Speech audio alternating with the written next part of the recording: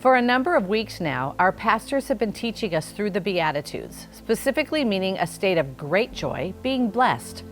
I wondered about what scholars had to say about them, and here's a quote from the Bible Project.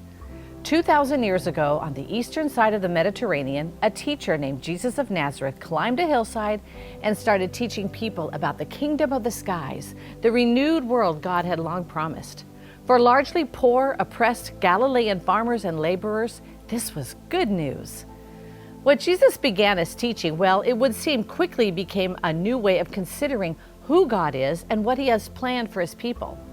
Another quote from the Bible Project says, "The crowd listening to Jesus had been suffering under the Roman Empire's greed and violence for many years, and they were longing for a new kind of empire, God's heavenly kingdom in the skies, to become real on earth. And though this crowd was made up of those societies deemed unimportant, Jesus said that His kingdom would begin with them and their willingness to choose love." The verse I would focus on today is Matthew 5:8. "Blessed are the pure in heart, for they will see God."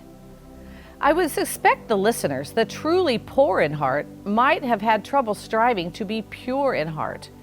Their world was hard and difficult, daily tasks were not easily accomplished, and the Roman rule made it even harder.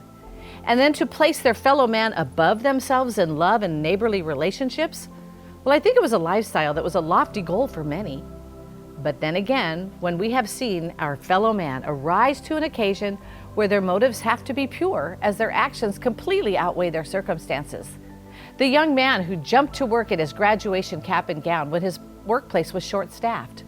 The woman who, after suffering a serious stroke, recovered and is now a volunteer for others who experience a similar situation. The California musician who lost his home to fire and is now helping others obtain replacement instruments for their continued education.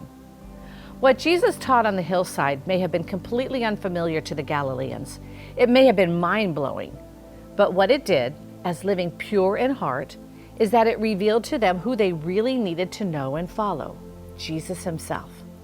While on this earth, Jesus over and over showed His heart to people in ways of healing, comfort, and compassion, and He did this with authenticity, honesty, and truly relating to every person with whom He came in contact. A true example of living out pure in heart.